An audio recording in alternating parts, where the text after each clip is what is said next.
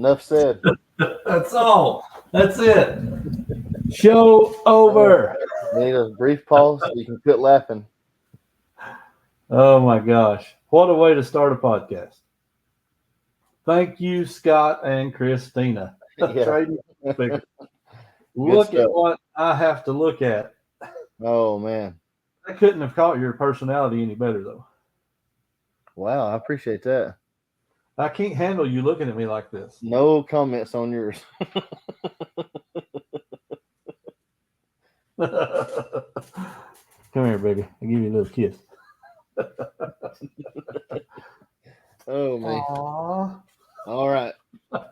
Well, now that we're back to reality. Yeah, we have to break them out from time to time. All of you on the radio side, you'll have to check out YouTube to know what's going on, or else it will not make any sense at all. But cool stuff. Yeah, that just ruined our Spotify show for the week.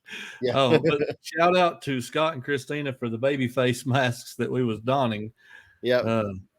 Yeah, that was something else. This is episode 62. It is. Week after the meetup. And boy, what a week it was. Two old guys. What a week it was. Man, good stuff. Good stuff. Good stuff. It's been oh man, I don't know how we're gonna cover everything in this show. How are we gonna I don't know. I don't know how that I didn't work for over a week, and I feel like I worked for three weeks without stopping, you know. I mean, I feel like I worked, and I don't know what that feels like anymore. So it's I know exactly. We established that while we were there. Yes, we very well did. Tanya will not let me get away with anything. Oh man. But yeah, man, we got so much to talk about, so much to get into this show. We got an hour or so. We just need to jump right in. Yeah, absolutely. Meetup before the baloney brain sets in. Yeah, before the we're going to get to that. Yeah, we're going to get to that. That was so great. Oh man, y'all stay okay. We're going to make you wait. You want to hear the story about baloney brain? I promise you. Among other things, there's a couple of stories coming in this show that you want to hear. Undoubtedly, one of them is all about me, and that's always great. So, but man, what a week! Started off Sunday night. Met you guys at Dollar General. You come to the house. That first night, I think we stayed up till 2:30, didn't we? Just talking. At least me and you. 2:30 to 3, something like that. Casey runs off and jumps in bed. You know, at like 11 o'clock. Goes missing, like just out of the blue. It's like you're looking around all of a sudden. Where's Casey? Yeah, she's in bed. She's the most rested one of the bunch, you know. Yeah, she's like vibrant and like, hey, let's go do this, and we're like, yeah, let me sleep another minute or two. Yeah, but yeah, I think it's kind of. I mean, we done that. Oh, probably what y'all was here? What 7 days? So 8, I guess. We're counting Sunday night, Sunday through Sunday. 7 nights, I guess. Yeah. Though, right. Yeah. So probably 5 out of 7 nights we was up that late. Oh, I know. Friday after is it Thursday? Well, one day I come in and I was so exhausted, I just disappeared. I did a Casey. It's like 11 o'clock, and I'm like, I'm crashing. And I went and crashed. And then one night you come in here and you find me in my chair, kind of, you know, and you shook me a little bit. Hey. Yeah, Thursday though was when we were doing a lot of prep. I was, and if that's the night you're talking about, I think that was the one. And then Tanya ended up stayed up that night, and so we were talking while doing prep. So I was still up till like 2:30, 3 o'clock that night. You know. Yeah. I don't think I had a night where I was in bed before 2:30. No, needless to say, it's going to be a rough week. I got up. You know, I'm so used to getting up by 8, no later than 8 ever. Right. Like I hardly ever sleep past 8. Except for Sundays. For some reason, Sundays I can sleep till 8:30. But today, I went to bed last night. I guess it was like 10:30, and Tanya went to bed just a few minutes before me. And this morning I wake up. Logan shook me. I never heard Tanya leave. And I mean, I was just out. And then Logan shook me because he was leaving to tell me bye at 7:10. And I was super groggy. and I fell back asleep. And at 8 o'clock, I woke up like I normally do. But I was still super groggy. So I lay there. 8:30, I finally kicked myself out of bed, got up, got my day going. So your medicine alarm got you up? No, actually, no. I don't know that it ever went off this morning. You know what? I need to go take my medicine, I think. Really? No, I only said that because you said you woke back up at 8 and you had that perpetual alarm set for that. I thought, well, I bet that's what got you, but maybe, but I don't remember it. But thanks for reminding me I need to take my medicine. If I die out right now, that's why I didn't take my medicine. No. We're getting old. We need all the reminders we can get. That's for sure. I need a reminder to set a reminder to remember something. Yeah. But man, yeah, we spend a lot of time just hanging out, talking. Yeah. Just, the face-to-face stuff, because this is great. I love having this virtual connection, but there is nothing like the real deal. Oh man, yeah. Sitting out on the porch, filming the podcast, that was awesome. And I mean, we'll do that next year. We'll, Lord willing, I should say. Yeah, Lord willing. Myself. But Lord willing, we'll do it again next year. And, or, maybe sooner. Who knows? We'll see. Yeah, you never know. But I mean, I guess that brings us to, will there be a meetup next year? I mean, yeah, not everything's in our power, so our intentions are, if we're able and everything goes like it did this year, to go for it, I reckon. But of course, you never know, but definitely within the next 6 months, because we'll be, if we're doing it, we will be, working ahead of time by quite a bit. So it won't be that long before we start making plans. And I mean, our intentions, I think, are from us talking, are definitely to continue it as long as we're able to, and keep trying to make it better. And any suggestions anyone that was there has, something maybe that you think would go well to add to it, or something to change up that'll make it better. Any comments, any feedback would be great. Unless it's negative, then don't say it. Well, I'm just kidding. Yeah, I know. Negative to a degree. You don't have to be mean, to be negative. We don't take that constructive criticism stuff. Sorry. I don't mind constructive criticism. All right, then give it to Josh. Not if it's sincere. I mean, send your constructive criticism to the Bama J Bird P.O. Box. No, I'm just kidding. Look, man, the only people that can't get better are the ones that won't admit they have room to improve. That's it. Listen at you getting all philosophical up in here. What? It happens. I just don't always share it. Yeah, it's good. I got to keep it light. I know from the face-to-face that you've got a lot of good things to say. Honestly. Well, like there's a lot of good things coming out of your mouth, just, that are very. Well, as much as comes out, I got to hit on something every now and then. Right? Okay. Skip. But I appreciate it. It's just, I'm probably too serious a lot of times, truth be told, not serious to the point of trying to, I guess, be miserable or make others miserable, give a hard time or anything like that. But, what I said a second ago, we really should. I think a lot of times we should probably be our own worst critic. And if we are, we don't have to worry about what anyone else says. If we're holding ourselves accountable, and not to the point of making ourselves miserable. I'm not saying that, but I mean, just being honest with ourselves, Absolutely. I agree with that. Hardest things. Yeah. One of the hardest things to do is to look yourself in the mirror and make an honest estimation of who you really are, what you really should be or shouldn't be doing. That's tough for all of us, but it's what keeps us on point, keeps us in line, and keeps us striving to get better at whatever it is we're doing, every aspect of life. Totally agree with that, because it is so much easier to nitpick other people.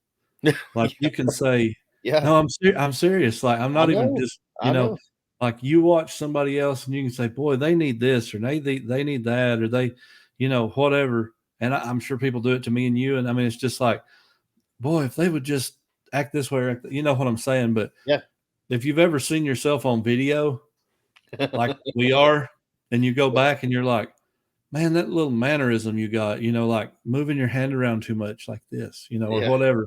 I mean, just little things, or that general attitude thing that you do, or whatever. You can go back and you can be like, okay, well noted, something to work on. Because it's so hard to see it in yourself. I don't know what it is that makes it so hard for us. I mean, it just has to be our nature, our human nature. Oh yeah, We no like to doubt. think of ourselves. I mean, obviously, we are who we are, and we think we're good that way. We're Yeah, just wired to however we do things is the way we think it ought to be done naturally. So it's hard for us to see something wrong with that. right. But yep, totally agree. Totally agree. Yep. The only complaint I have about you is that you're not here to cook anymore. So, and I mean, Tanya's a good cook, but she's a great cook. But when she's at work till 5 o'clock, she comes home, she's just tired, and I hate to ask her to cook. So, like, maybe I should take note of that and try to cook something every now There's and then. always room to learn. You don't have to start fancy. I guarantee you, we all start somewhere. You got that nice grill. I mean, look into some things you can do on it that don't seem too complicated. You'd be amazed at what you can do simply. That's just so good. I And mean, get man, out there, throw you some listen, chicken and peppers and onions on there and season it up good. Cook you a thing of rice. Rice is so easy. That 5-minute rice, you just bring the water to a boil, put your salt and butter in it, pour the rice in, turn it off. Let it set 5 minutes. It's ready to eat. So many quick, easy things that are good, and you're still cooking. my problem is that it's not that I can't do that stuff. I cannot put meals together. Like my brain, okay, yeah, chicken, peppers, onions, whatever. I can do that. But when I look in the refrigerator or the cabinets, I don't see the meal, right? I don't have a vision. And I know that sounds really stupid, No, I get but it. but I just can't figure out, like, okay, I can think up, like, I'll make eggs and bacon and sausage and throw some bread down or whatever. I can do that. But when it comes to what do you want for supper? Well, it's not, a sandwich, or I can make ramen noodles or ramen noodles or however you say it. I can do all that stuff because it's obvious. But Yeah, when it's thinking up, my problem is thinking up what to make. Like you just said, chicken and all that. I just don't look in there and say, oh, there's rice, there's chicken, there's like, my brain just ain't like that. I don't know what it right. is. And I probably could practice and put some thought and some effort into it and make it better. And I know there's no excuse to not get better. That's what I'm getting at. But man, I told you this, and I told the locker room guys this. By the way, we appreciate you boys for helping us very, very Yes, much. so much. Yeah, we'll circle back around that wagon in a minute. But I told you this, that you should be doing a cooking channel, and Oh, you would absolutely smoke it. it's just like I said, it might be down the road. I would like to. I've had people ask me to not necessarily do a channel, but like family members when they ask you to, because I don't cook by recipe a whole lot. I may read through Right. recipes and look at it, but see, I'm the opposite of what you said. I kind of go to the cabinet, go to the refrigerator.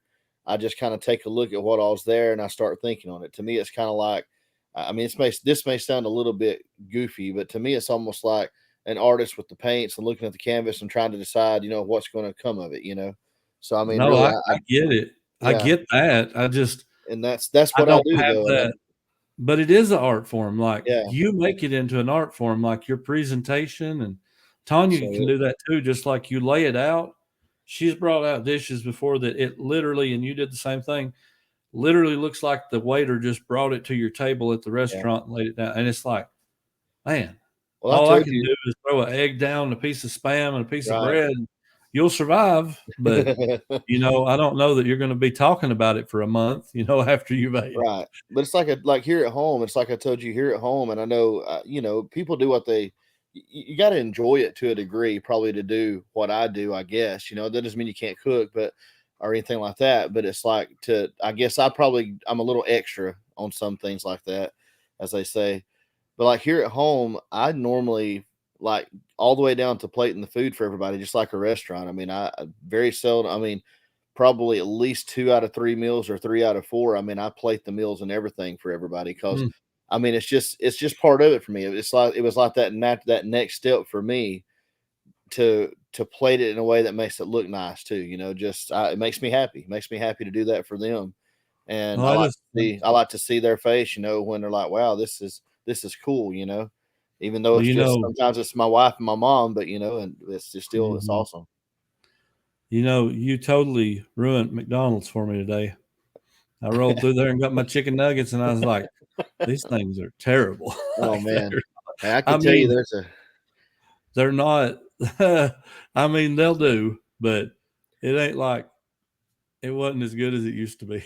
look chicken nuggets though. Seriously, if you'll boil chicken, drain it, like boil some boneless, skinless chicken breast, shred it up.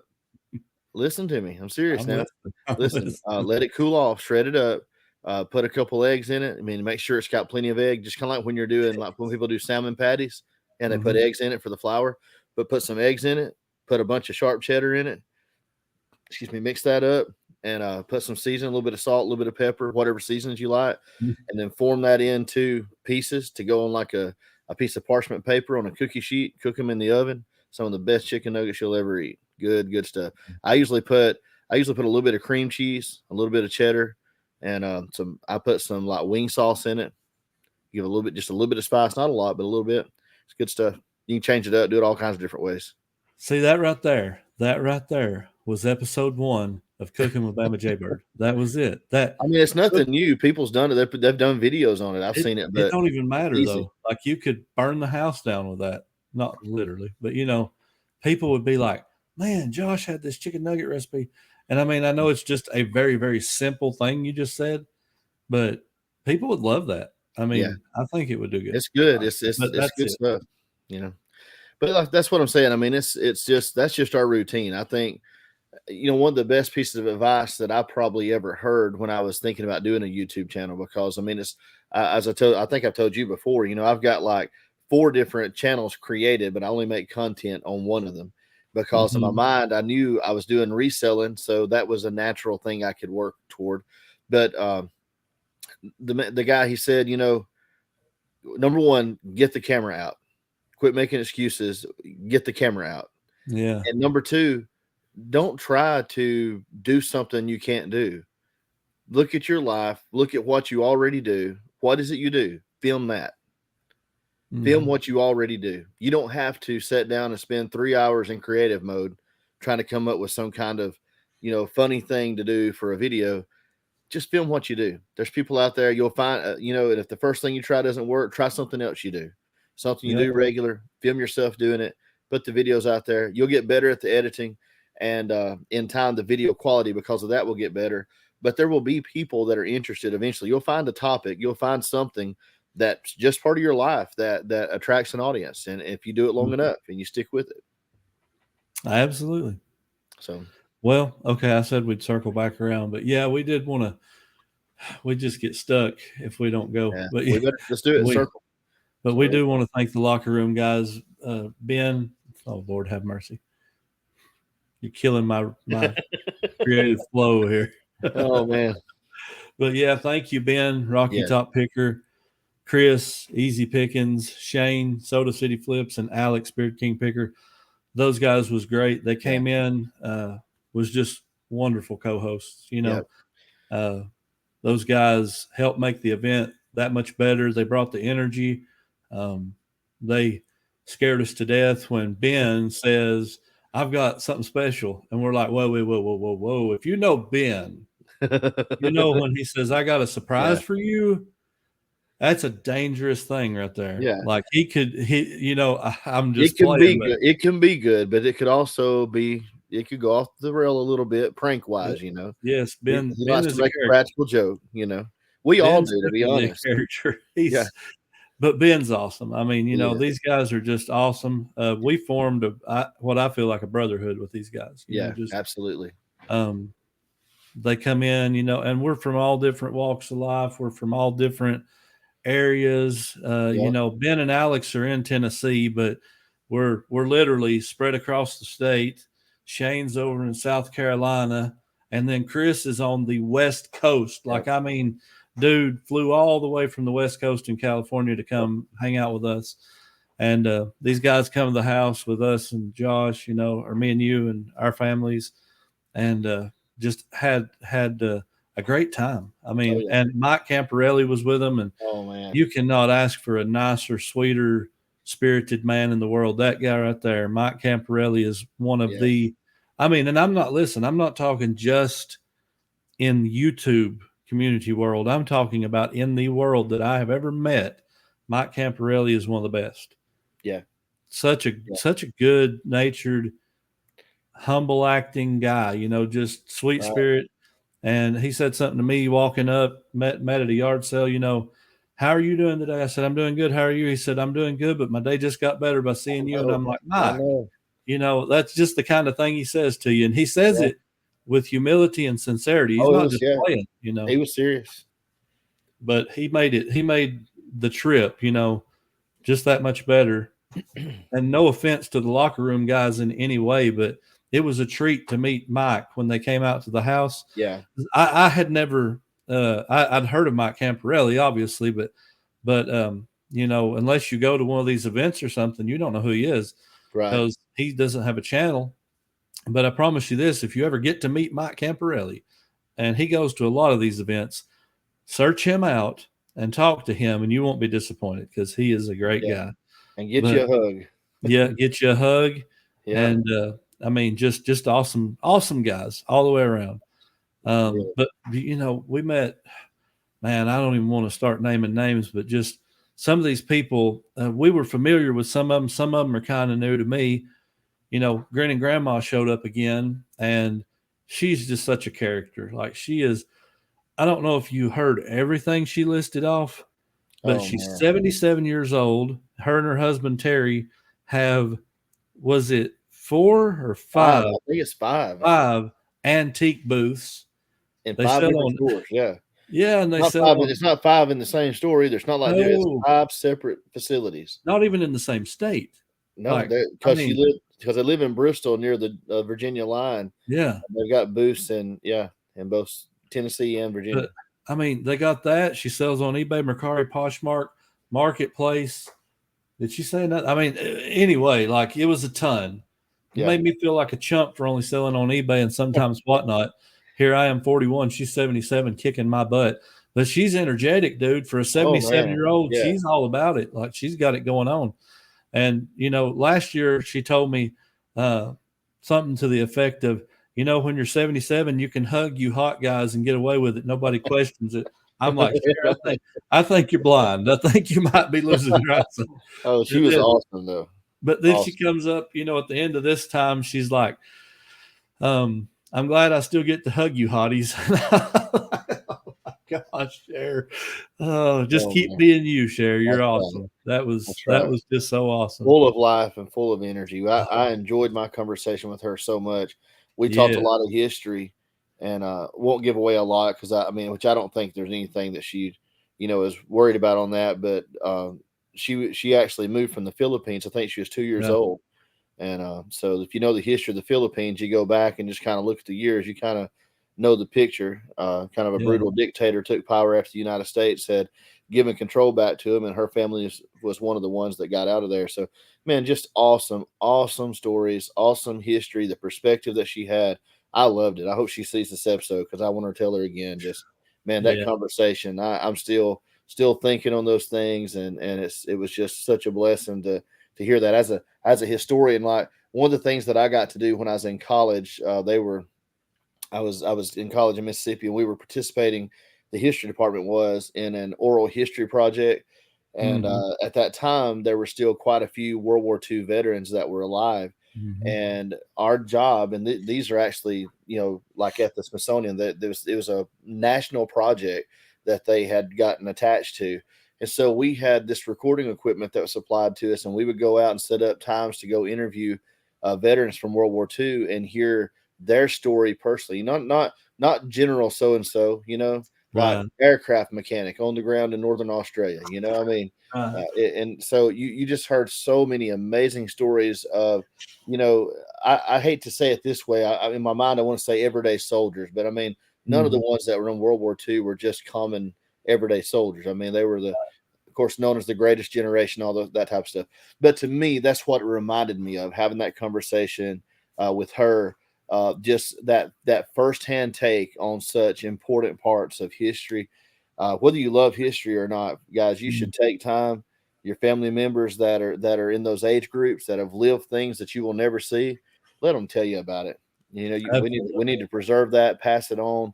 make sure people don't forget. It's good stuff. Good stuff.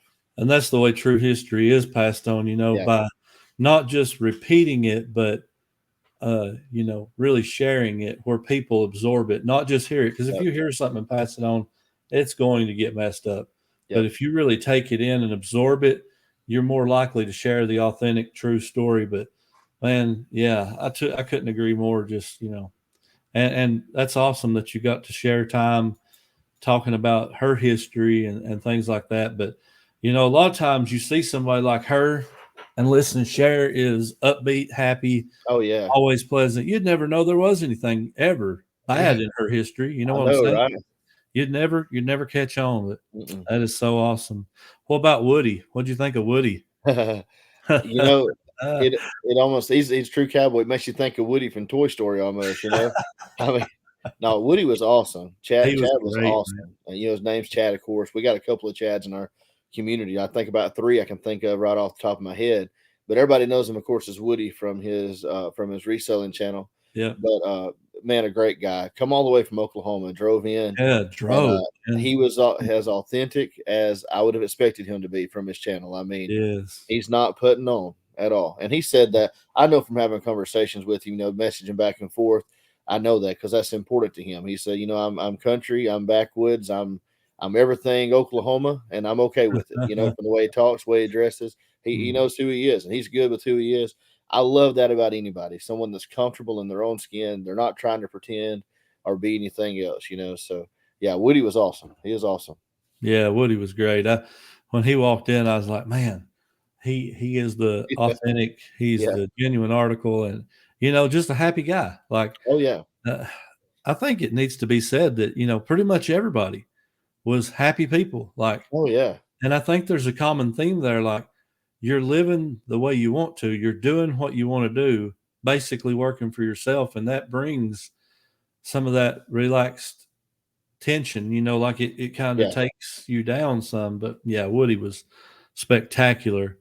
And I'm going to make an admission. Now, Barb was his wife, right? Is that correct or no? Yeah, I think so, but you're asking the wrong person. I think so too. B. Pickin. Right? Yeah. That's the screen in the chats and stuff. That's who it is. Yes. Okay, then I'm pretty sure that was his wife, and we weren't introduced that way. I didn't get to. I talked with Woody some, but I didn't talk with them when they were both there. Right. I'm not positive, and she was super quiet. So yeah, I think she was very shy. Yeah. Probably from hanging out with all of us superstars, just that had to be it. Right, starstruck. That's it. Starstruck. Yeah. No, shoe. You have nothing to be starstruck over. You look up at the stars to be struck by me. You're looking in the wrong direction. I'm telling you, you look right over my head. Well, I put a picture on Instagram of me and you and Chris and Shane. We took a picture out on the porch, and I'm looking at it, and I'm like, dang, it's like there's you, and then there's Chris, and then there's Shane, and then there's me. It literally is just like steps, and it's pretty awesome. Chris was tall, man. I wouldn't expect him to be that tall. Yeah. Then we had I'm sorry, go ahead. No, you're good. Go ahead. I was going to say, then we had the good water pickers. Oh yeah. They were awesome they too. Were super nice. Super nice. I actually messaged them. I probably left some off, and guys, if I didn't find you on Instagram, but I tried my best to remember everybody and check in to make sure everyone got home safe the other night, and checked in with them and talked with them for a minute too. But great folks there. We really, really enjoyed talking with them. Well, now I feel awful because I did not check in with everybody. Caleb don't care, guys. He just don't care. I just wanted your money and just Caleb. Look, Caleb was just glad to be in his own bed for the first night in a while. What a horrible guy, man! That's not a horrible thing. That's just like it's just reality. But I did talk to a few people, that messaged back and forth, and because there was a couple of people just thanking us for the event and things, and you ain't got to thank us, guys. You're the one that made it happen. When you bought a ticket, you funded the event. It was your event. It was we're just coordinating it, and it takes everybody's cooperation. I mean, events ain't cheap, and we couldn't do it without you guys. So we really appreciate you all. But Andrew, who is one half of the Good Waters Pickers, me and him was talking, and he was actually from Dixon, Tennessee, where I used to hang out down there all the time. One of my best friends lived there, and he was down around that area, and he possibly knew some people that I knew. And I thought, man, how crazy is I that? know. Like here he comes from, I think they're in Florida now. Yeah. And he comes from a town that's about 2 hours away, but he knows people that I know. And that blows me away how that can even be a thing. But they were awesome. It's just like when we had Rachel on, and she's like, yeah, my husband's from Cookeville, and he hung out in Crossville all the time, had friends there. And you're like, what? I probably know him, if I took time to talk, if I could talk to Drew, and I'd be like, so what did you do? I mean, I'm sure I would have a connection with him. Yeah, most likely. It's absolutely crazy. Just because, I mean, he literally was 20 minutes from me. Well, now probably 40 minutes from me, but, in town in general, about 20 minutes. But I mean, just wild stuff. Yep. But and one thing I do want to say, I don't want to get too ahead of myself. Goodwater's Pickers was just one of many that after the auction, they donated extra money. And we want to thank you guys from the bottom of our heart. That absolutely blew us away. I know we announced at the event, we took up like $750. That's what the auction pulled in. But after the auction was done and they started bringing I didn't have to tell everybody come pay me. Everybody just started flooding in. We won't pay you right now. I'm like overwhelmed, like, oh my gosh, everybody's paying all at once. And they all paid right then. And, but one thing that his wife, I believe her name was Karen, right? Karen and Andrew, I think is right. So, if I'm wrong, guys, forgive me. There's a lot of people to remember. We mess names up with people we know well, so don't be offended. Yes, we're great at that. But the amount was quite a bit less, and she said, "Why don't you just round that up to this?" And I mean, just already had spent a lot of money, and went ahead and said, "I'm going to pay you this." And I'm like, "Y'all are so awesome." I mean, and every dollar we're going to send to these men and women is going to make a difference. Oh yeah, and y'all are participating in that. But that was just so awesome. That made me think of that, and I didn't want to. Yeah. And before it's all said and done, our grand total by the end of Sunday was what?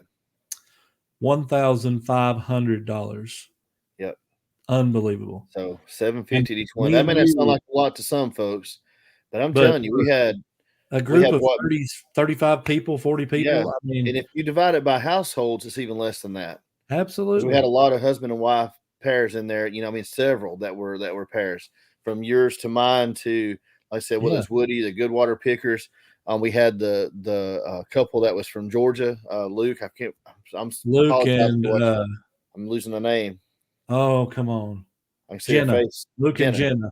Yeah, we had them there. But a lot of couples is my point. And that was the only ones. Granny Grandma and her husband had a lot of couples.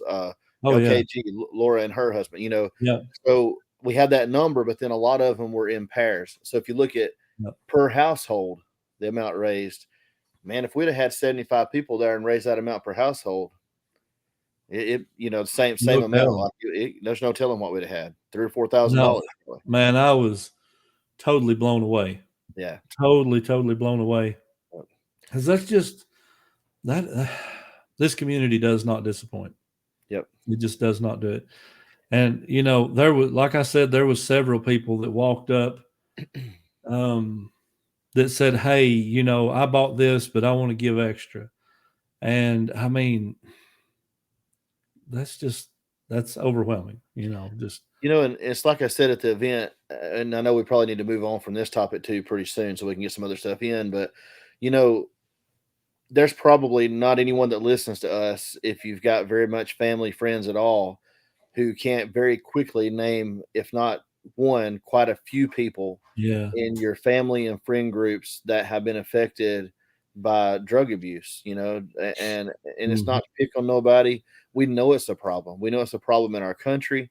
It's a problem in every community. And like I said, it's a problem that just about every single family deals with, and it hits on a personal level. So look, anytime, and we know the struggle. Look, I know the struggle. Sometimes it's around and around, I can't tell you how many times I've had my hopes up that this time it was last time they're better and everything's good. And then a month later, we're right back. We all know that merry-go-round. And we may be living it on the outside, but these folks are living it on the inside. And I would not be scared to say that, there's very few of them are sitting around saying, "Oh, I just wish I could be this way." I had a former student made a post on Facebook a couple of weeks ago, and it broke my heart. And I can't remember everything she said, but she made a statement at the beginning of it that most people see me, and this is what they think, because she's been on drugs most of her young life. They think, nobody, this, that, and the other. She said, or then she said, then on the other hand, she said, when you first are introduced, I say, "Oh, well, try this, and it's going to be a good time. It's going to be this, it's going to be that." And then she went on and she made this series of statements, said, "But this is what it is to me. It's losing my kids. It's losing my teeth. It's losing, it's losing all, it's walking around like a bag of bones. It's, it's having nothing. It's waking up hungry and all you want is another fix. It's stealing from the people you love most and hurting the ones you love the most, hurting them all the time, just because." It was so, man, it was so raw what she was saying, and it just broke my heart. And again, I don't want to harp on this stuff, but it's a very, very real thing. So, anytime you have programs like this that, from the heart, man, they're working their tails off to try to help people get out of that life. You say, well, what if most of them aren't successful? What if one or two are? Exactly. What if one or two are? Yeah. How much success does it take for you to feel like it's accomplished something to help somebody and to give a little? So I was like you, I was blown away by the generosity and the connection that they felt they had to those causes. And I think it is because it hits us all on a personal level. And 100%. I've got family members that I've got one that she'll testify in church of how she was laying in a drug house. And people can think what they want. I'm not trying to alienate anybody here, but said that the Lord spoke to her and said, "If you stay here, you're going to die. But if you'll get up, then I'll help you. But you got to go home." She had everything she had in one little grocery bag. Called her sister. She has a bag of bones. They went and picked her up. 16 years later, she's one of the rocks in our community and in our church. Been 16 years, hadn't had one stitch of anything. People can recover. And I don't mean be in recovery, they can recover. And Absolutely. that's what these programs are about. And every dollar that goes to them, they're just trying to have those types of stories. And man, if you can pull one or two out, what a blessing that is. Just think about the implications of the future. What if those years had went by and she made that wrong choice? Just think of how much different your life would be affected. Yeah. Your community would be affected. People think they're doing things just to themselves. Right. Yet it does really have an effect on so many people. Oh, absolutely. If you got one person that loves you, just one, you're hurting them, it's not just that. And we're not trying to pick on anybody. All of our actions have consequences. Absolutely. I hurt people when I make bad choices. Absolutely. And that's one reason that these programs are so good, is because it's not about, I hope people don't think, well, we're just trying to, prop up a Christian-based organization. That's not all this is. We do believe in that, but it's the results don't lie. They are genuinely helping people through their practices and their teachings and their discipleship and their mentoring. One of the greatest things we've lost in the last however many years is being willing to take time and invest in other people. Yes.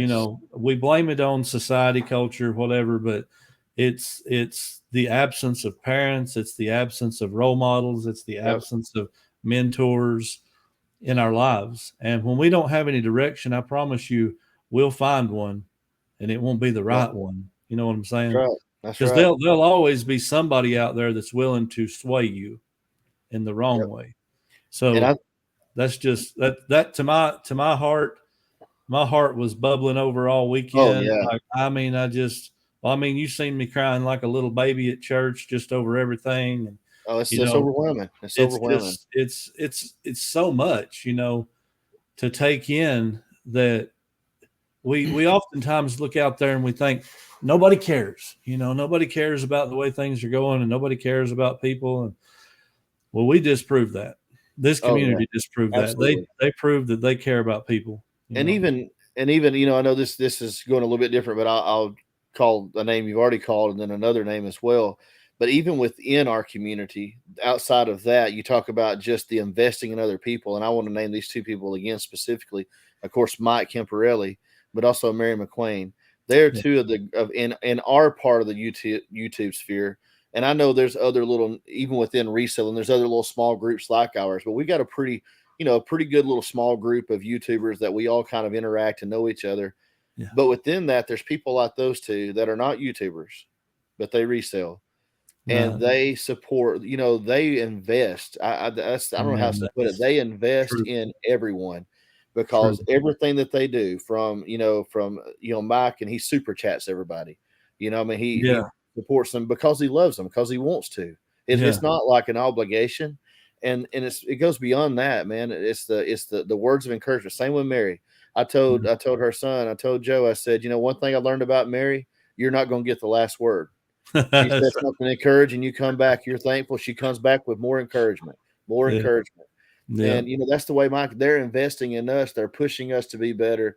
It's the same way with what we were just talking about. I mean, it's just the investing. We don't take time like we should to just invest in other people. That's one of the greatest things about these events. If y'all have never been to one, whether it's ours or another one, try your best to get to one, because that personal connection that goes beyond this right here, that goes beyond that, when you get to be in the room with your people, it's just different. There's an investment. I feel more vested in those guys that I met and those ladies that I met than I ever have them, from the beginning. I mean, it solidifies all that, makes it bigger.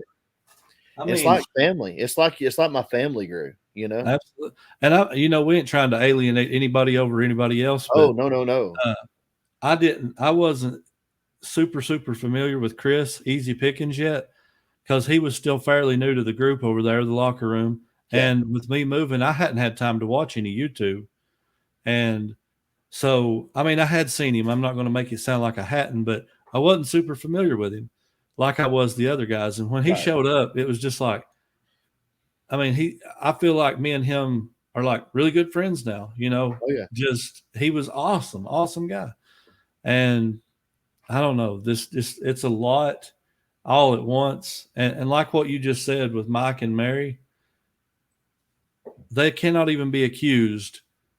Like a lot of people say, oh, they just dropping super chats to grow their channel, not Mike and Mary, they're out there supporting this community because they love this community. They don't have channels, they're supporting those people they love. And sincere in it. That's the thing. It's just, like you said, there is absolutely nothing to be gained for them by what they're doing, other than just wanting to love on people and help people and encourage people. Man, what a gift. I mean, that's, you look for something you want to sell in life. I mean, if you can be an encourager and someone that helps people, I mean, I don't know that there's anything much better you can do. That's exactly a lot of reselling talk here today, boss. Yeah. At least about the event, I guess, right? Yeah, it's reselling event related. Yeah, that's right. Just real quick, we'll mention everybody that was there, or try to. There was CJ Benz, Fines. That's Jefferson was Benz. Awesome guy. Yeah. Chris Moose, his wife showed up. Just Chris Moose is so cool. Like he sells himself short sometimes when you're talking to him, but dude is just awesome. Like, I remember first time I met him, he really acted like he wasn't doing good. And I start looking at his store and I'm like, man, you're absolutely smoking it. Like, but Chris Moose is great.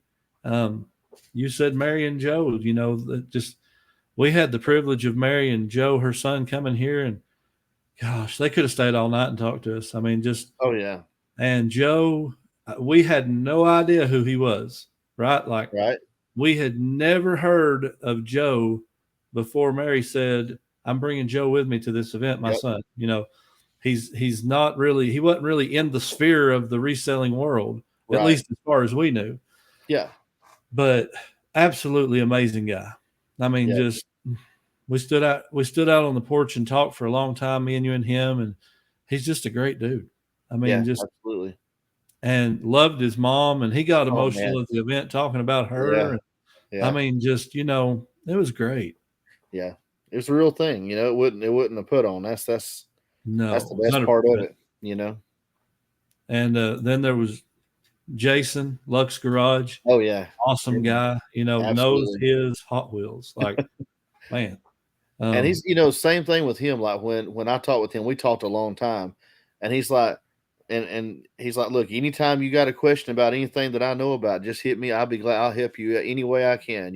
And that may seem small, but I'm telling you, we all got busy lives, and for Yeah, anybody to just be like 100%, I don't care when it is, you're ever out, you see something you're not sure about, you think I might know about it, just ask me. I mean, absolutely. Yeah, that's authentic. it is. It is. Then there was Hilo's World Railroad Reseller. Oh, Chris, Um, yeah, Chris. yeah, Chris McDaniel. I don't know if I should say last name. Well, Sorry. that's why I paused. I don't want to. I don't think we're You going to offend paused and let me anybody. catch all that crap Yeah, right there. Thanks a lot. you walked right into it. Trap set. It says.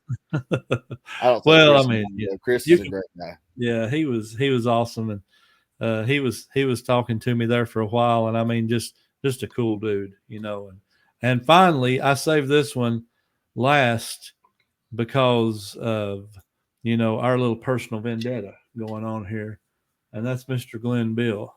Oh, You know what he told me? You know what he told me? Glenn told me. forever a loser. What? No, yeah, that's one. He said, he said, Caleb, you got to get better jokes, man. Come on, man. I'm like, Glenn, are you kidding me? You're going to vote against me no matter what I do. No, he called a draw a couple weeks ago. He calls me out when That I was need just it. to throw me off the scent. Like, he was just like, I can't keep doing this. I've got to call a draw. I'm not voting for Caleb, but I got to call a draw. Oh No, man. Glenn, me and Glenn talked for a long time, and I love Glenn. He's my friend. I got to meet him last year, and Glenn is he's a great guy. We talked for Yeah. 30 minutes or so there, and just heart to heart, man. And we're brothers, and he's a great dude.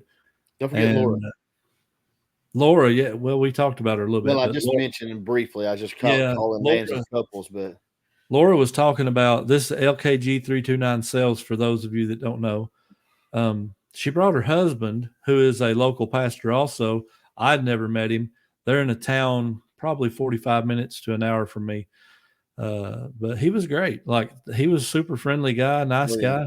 And Laura's always been extremely nice. Like, I mean, one of the nicest girls I've ever met. She's so nice. Yep. She started helping Tanya and them signing people in and stuff. And I was like, she's just way too nice. And, but Laura said something that I'm holding her to it. She said, I'm trying to start back to making videos. So Laura, I'm waiting Yeah. to see that next video. Can't wait. I say that because, I've not made one in 2 or 3 weeks. So Yeah.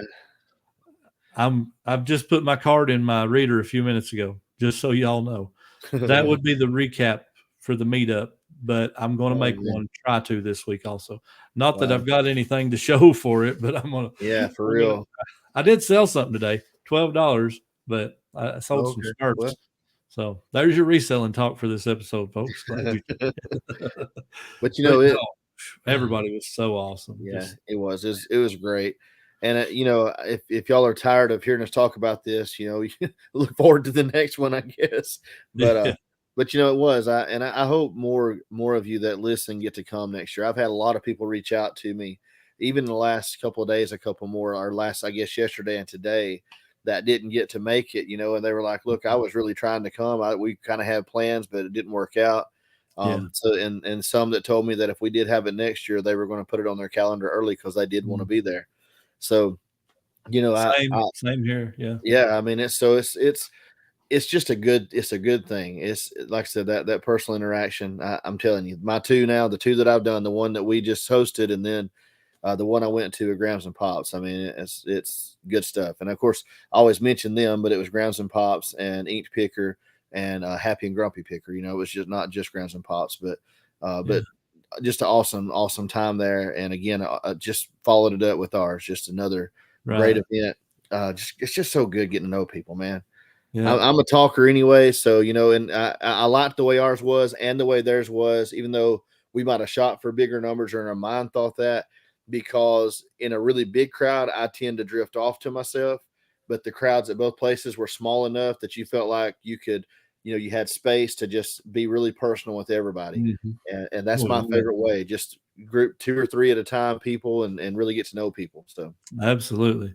And that's the best thing about the smaller meetups, yeah. which, I mean, we've talked about it and we may go that direction next time, kind of cap it off at a smaller number. And we're not trying to push that out ahead of time, but just because of what you just said, like if there's 150 people in that crowd, you ain't going to know everybody. You're going to spend time with 5 or 6, and that's if you're lucky, but in a group of 50, you can really get to know quite a few people, Right. and just fellowship with them. But that's one thing I do want to say before we get too far off and finish this show up.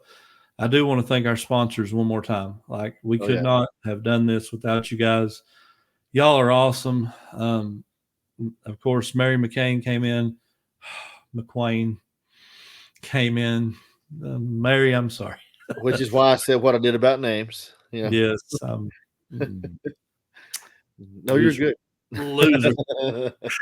We haven't done the dad joke yet, and you're already claiming it. I love it. I love it. I might as well.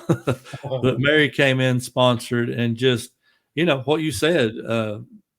She threw $250 at this event, and that's huge. She has literally not much to gain from that, because all we did was shout out her Mercari page.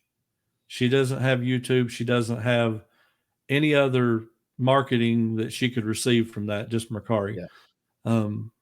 Then Grams and Pops come alongside of us, and me and Corey talked for a long time, and he said, man, I know how hard this was to plan this, and we wanted to come along with you and support this. And Grams and Pops, Corey and Teresa, just awesome people.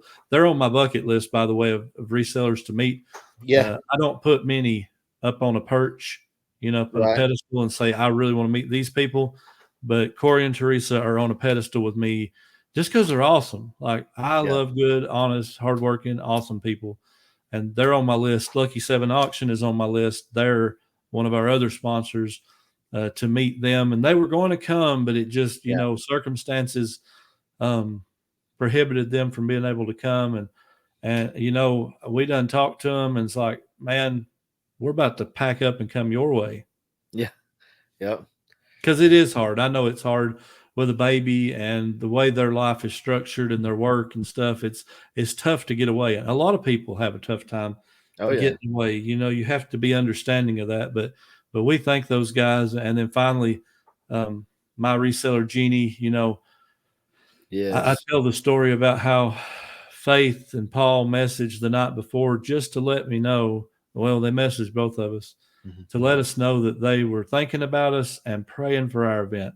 And I'm like, that is just touches you, like they took time to do that, to pray for us and to let us know they're thinking of us. It's awesome. So we really, really appreciate all you guys coming in, sponsoring the event, made it as awesome as it was. It would have been a lot of work we just couldn't have done what we did without the funding and stuff, and they came in and done that, and everybody that bought a ticket and just made it awesome. So we appreciate each and every one of our sponsors, each and every one that attended. You guys made it what it was. All right. So now what? Well, we got a whole list of things we need to get to. So. Oh man, we did not even get started yet. Are you kidding me? It won't take but a minute. Let's knock a couple out. What you say? Let's not sell the week will be easy. Okay. Sure, that one you just said. I gave you mine, not really, but I got one more. You go ahead. So I was kind of going back and forth. I've got one that's worth a little more, but I thought this one was kind of cool. I told you about this. I picked up a Logitech gaming mouse. If you don't pay attention to like keyboards, the ergonomic keyboards, pay attention to the big rollerball mice. Do you say mice when it's more than one mouse for a computer? I don't know how you say that. Mouses, mice, who knows? Get you a couple of mouses. It seems funny to say all those mice when you're talking about computer. But if you find a mouse that has the large rollerball, or you find one that has programmable buttons on it, and you'll know it when you see it because it's got a whole bunch of them. Like this one had 20 programmable buttons. They're not all super valuable, but a lot of them do have good value. And you even find those in a thrift store. I paid, I think, $1 for this one. It sold for $50. So it's a really good profit margin. They're usually a pretty fast sell through on the good ones. Definitely want to pay attention to them. I picked up a roller ball new in the package here a few months back, and I think it sold for close to $100. Wow. So yeah, they're really valuable. But now they're expensive new. They're really, really high. But that's it. Logitech G600. There's a G600, 20 programmable buttons. It's backlit, so it lights up too. All that good stuff. Awesome. Well, mine was a great big old sale. Huge money. I mean, huge money. Is a vintage Happiness Express 1992 Thomas the Train lamp nightlight, sold for $19.44. So that's kind of cool, though. It was a neat item, but I just ain't selling anything. I've got 4, which I was on vacation mode all week, but I got 4 sales to pack up tomorrow. I have the promise of another one if the buyer responds to the message.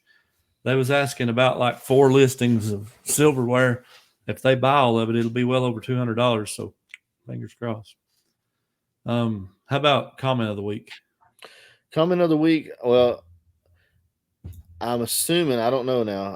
I was trying to make sure I didn't get the one that you would read because I kind of had an idea which one you might read, but I went with, if not, I'm going to go back and read the other one.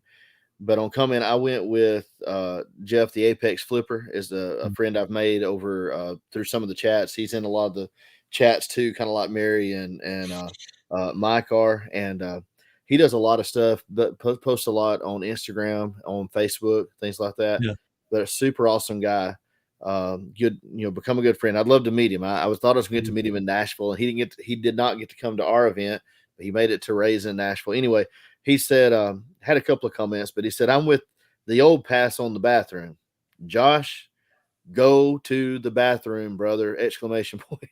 Yeah. We're talking about traveling, and quit holding, Josh. Yeah. He said, and I like this. He said, enjoy the breaks. Yeah. And, the sentiment in that, I think, and I feel it, Jeff, is slow down.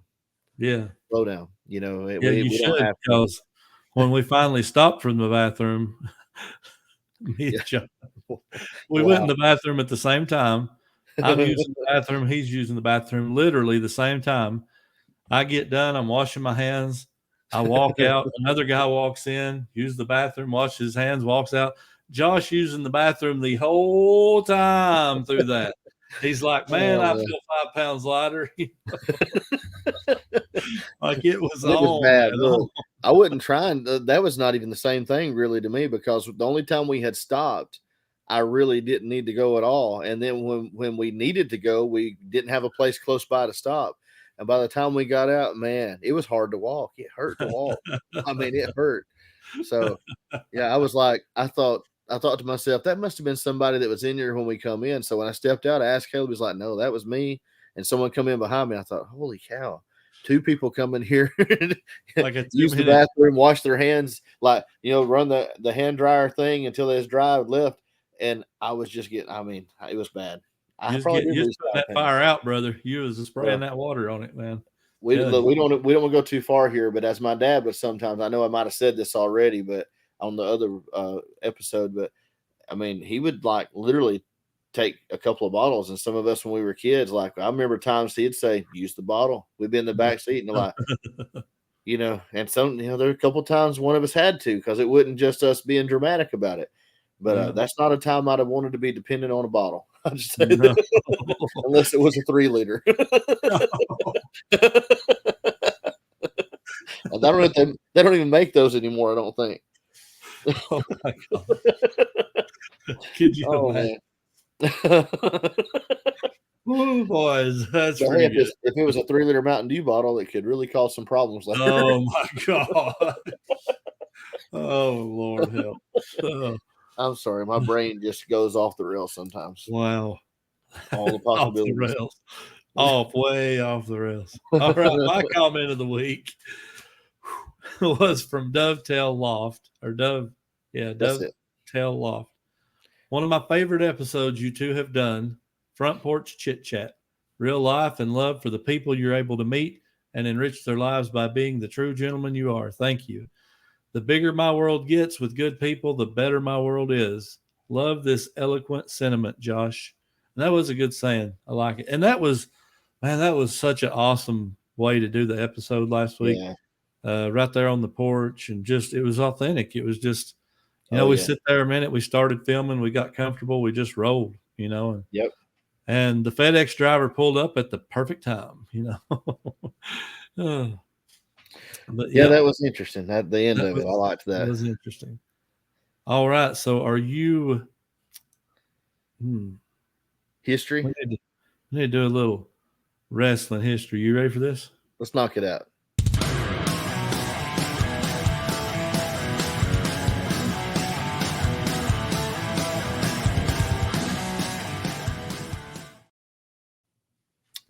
All right. You going first? Or, what in the world? Yeah, I'll go first. Go ahead. All right. If I can see.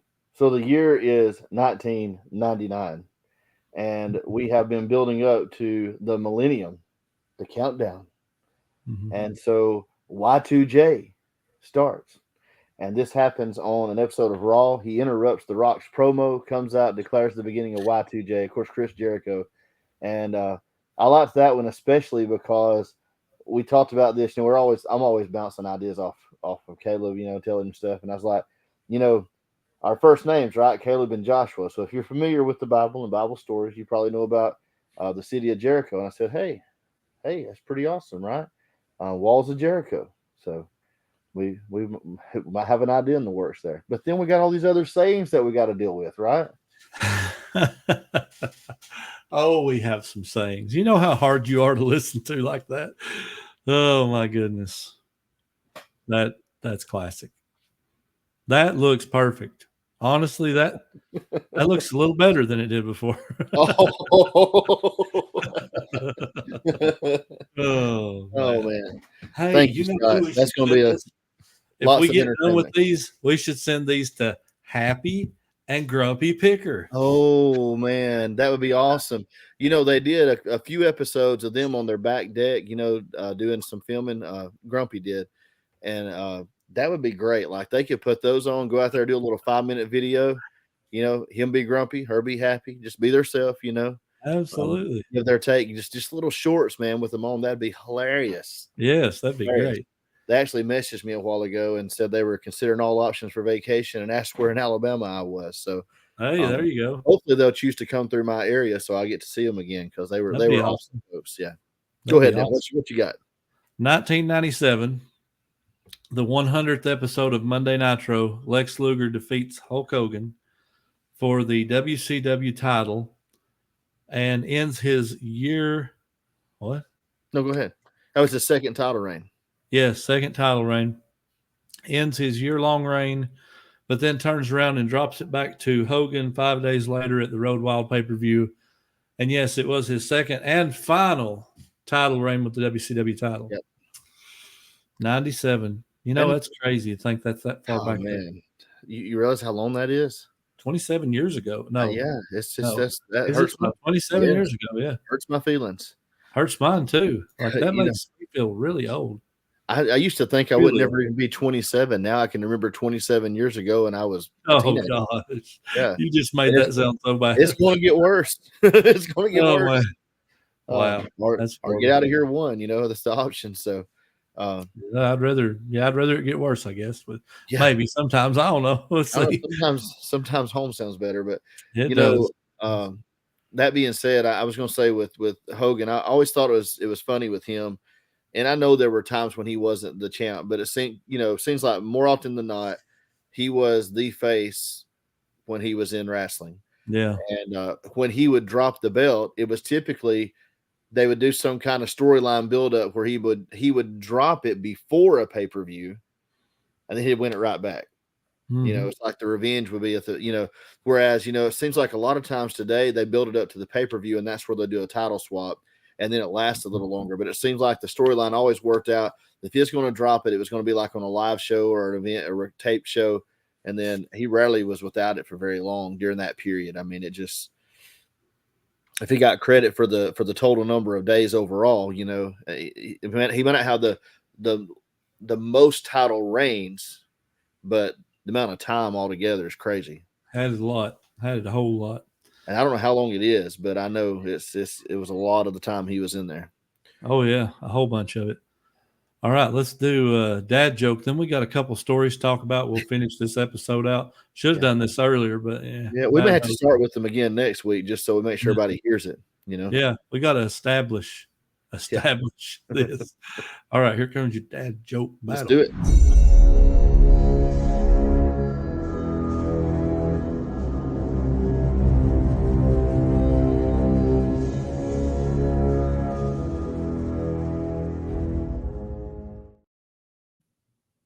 I don't know who goes first, but I'm ready for you, sir. You want me to go first then? Sure, go ahead. Okay. So boss comes into the meeting. They're having one of those, professional development type things where he's trying to, help everybody get, their life in order at work or whatever. And he's telling people, trying to encourage them to work harder. He says, look, stop dressing for the job you have. Dress for the job that you want. So the next day, I dressed as Batman. Yeah, you dressed as Batman. Yeah. Yeah. Mm-hmm. Yeah, I read that one earlier. So if you'd have gave me a second, I would have answered it for you, but you jumped in there. Well, it wasn't that kind. It wasn't a question. know. I was trying to insert, but just trying to ruin my punchline. I was trying to ruin your punchline. It was close. Give me a break, dude. I had like 2 minutes to find a joke. I got a chance. I got a chance. A small one. All right. Why did the snail paint a giant S on his car? Go for it. Any guess? So when he drove by, people could say, "Look at that S car go." Yeah, I got you this week. I think. All right, I think you might have me on that one. That's good. It's just S car go, get it? In my defense, in my defense, I told Caleb about my day. This is Lord help. This was the after effects of the baloney brain. Yeah. I mean, Casey has literally said today that today nothing feels right, so everything feels off. We got up this morning and no details, but some challenges with mom, to get started with, and so I was putting on my best hat of redirection, and I didn't think I would succeed, but man, the Lord really helped us, and it turned around really fast for us, and we got good and going into our routine. We followed that up by I'm helping, going out the door with them, carrying mama's breakfast and her coffee so she can concentrate on getting to the car. We get out to the car, get her set down. Casey gets in. The battery I don't mean like it won't turn over good. I mean like there won't even a light come on. There's no ding when nothing. It's like completely dead. So then here we are. My truck's still loaded up with everything but the clothes from the trip. And, my intention was to unload the truck and get my oil changed and do all this other stuff today. Well, so Casey has to get in the truck and they head off for her to go to work.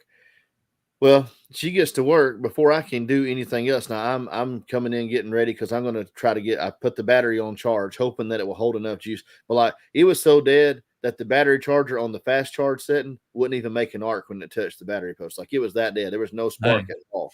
Dead. It was dead. I mean, I didn't really have a lot of hope. I said I'll probably have to call Uncle Robert, get him to take me with the battery to get one. Anyway, I put it on charge, fast charge for an hour. Meanwhile, Casey messages says, "Hey, by the way, I got to work. The air's been out over the weekend." So it was like super hot in their building. And they didn't tell them to go home. They said, we called repair service. We're going to wait and see what they say. So I go out, the car cranks. Thank God for that. I leave it running, come in the house, finish getting ready, go out the door to try to get to Fetz, about 25 minutes away to get the battery changed at Advance, which I normally would do, but with that situation, it's not, wasn't an option. But the whole way I'm driving over there, it's getting just enough juice, I guess, to operate the essential systems because I'm getting the constant round of messages. And if you've ever changed the battery on a newer car, you know that all the systems reset, but usually within 5 minutes, they all come back up and all the lights go out. Well, I had like 18 lights and a revolving door of messages. And I was thinking, well, it's saying the brakes don't work right, and this don't work right, and that don't work right. I'm thinking, well, I checked. It's still stopping. It's still going. As long as I had those two, I was good. But I made it, got the battery, went by the bank because we were supposed to buy tires for the car. went on down to Walmart from there to grab a couple of things. I needed some packing paper, and we needed some stuff for the house. So went in there, come back out, buggy full of stuff, dog food, all kind of stuff. You know, I'm loading up, throwing 50 pounds of dog food in the trunk, doing all this stuff. And as I closed the trunk and begin to walk away with the buggy, I'm kind of looking to my left, the other side of the car. The right rear passenger tire barely, I bet it didn't have 10 pounds of air in it. I mean, it was a pancake. It wasn't all the way on the asphalt, but it was a pancake. And I thought, are you kidding me? It just keeps getting better. I had cold stuff in the trunk. I'm like, so there was a little shop about 2 miles up the road. I thought, well, maybe I can make it there. So I pulled up there. They put some air in it for me, and I came on home. And we wound up getting the car into the shop today, though, on a positive note, a day early to get the tires. And it's been interesting. And so, in amongst all of that, I still had to get prepared for the podcast that we started recording an hour later than normal. And there wasn't a lot of time to be real picky on the dad joke. So, Glenn, don't give me too hard a time, brother. That sounds like an excuse. It's an excuse, but it's a good one. You made up a lot of stuff just to get out of the dad joke right there. I'm gonna tell you. No, your dad joke was good. I'll give you that. I like that one. But man, it's been a day though. Seriously, it's been a day. That's crazy. That is a lot. Casey, I don't want to throw her under the bus or nothing. I want her to get mad. I've done got in trouble once for it. Do it. When you pulled the car into the bay, I had parked over crossways of parking places, pulled up next to the curb, like one of those big curbs that covers the whole front of the truck, And so when she pulled the car in, I was talking to the guy and getting the tire, getting everything set up. I told her, I said, you can go sit, because it was hot. I said, you go sit in the truck if you want to, because Mom was in the truck. She went and got in the driver's seat. So when I got done, I went out. Mom's in the passenger. I crawl in the back. Casey puts it in drive and just hits the gas. We jumped the curb. And then the back wheel scrubbed along the cement of the curb and, scraped the tire up really good. So I was like, wow, we're going to have a blowout before we can get out of the parking lot with this one. And so I was a little bit perturbed. I was like, seriously, did you not look at the curb? And I was in trouble. That was it. I was in trouble. Because, she's probably already embarrassed about it. And then because I just said something, it was enough. And I don't. All you had to say. Yeah, I understand. One word. Seriously? That was it. That's all you had to say. Seriously? Like, she said, well, I wouldn't want, if I'd have parked, I'd have known it was there. I said, you got in the driver's seat. It was right in front of you. Oh, it was gone. It was gone. Oh, listen, if you guys ever get the pleasure of meeting Josh and Casey, they have these little wonderful episodes like this, and it is so funny. Oh, and we're great. It is funny. But I did. Now that time she was a little embarrassed, and I didn't realize that it really embarrassed her. And so when I said something, it kind of hurt her feelings a little bit, and I felt bad because I never want to hurt her feelings. But I knew what to do. Did you buy her some flowers or something? Oh no, I didn't have a chance. I was in the back seat. She was driving. So, and there's not been time, Caleb. I barely got prepared for the podcast. I mean, so what I did though is I shut my mouth and didn't say another word till after we got home. So, smart man, you're a pretty smart guy. I give you that. A man that knows when to keep quiet is a smart man. Gave some good hugs and I love you, babies, and So we got it. We got it. Oh boy. Oh man. Well, I think we need to save these two stories for next week. We're just way too far into this episode. Yeah, that'll work. To waste these. We got to start off with these though. So if you made it to the end of this show, just remember, baloney brain, and don't drink that milk. Coming up next week. There's your cliffhanger. Yeah, I think you could wear your mask while you tell the story about the milk because you were sure being a big old baby. No, listen. I was not. Oh, man. I'm going to explain it, but we're going to wait until next week. I will defend myself, and I will have people on my side. I can promise you. No defense for this. There's 100 times defense. Of course, you'll have people on your side. Some people don't even like milk. Good. That has nothing to do with this debate. I don't care. Right. Well, that's your cliffhanger. Stay tuned next week, episode 63, and you'll hear all about the milk and the baloney incidents. So you got to tune in to find out what it's all about. And Casey and the Mask. Casey and the Mask. What did I forget? Yeah, Casey and the Mask in the back seat. Oh gosh, yeah. I can't believe you didn't think of that. He's making a note now. We can't forget that. Yes, I made a note. There's 3 stories. Oh, it's 3 stories. You got to stay tuned. We need to come out of the gate with those so we don't lose them, because I think people are going to enjoy those. 3. There's your 3 stories next week, guys. You want to be here for that. So we're changing the name of the podcast to Story Time with the 2 Old Guys. Story Time with 2 Old Guys. That's right. Never know what you're going to get here. Maybe a big grumpy baby. Who knows? Well, no, story time, right? Yep, story time. All right. Well, guys, that's going to do it for us this week.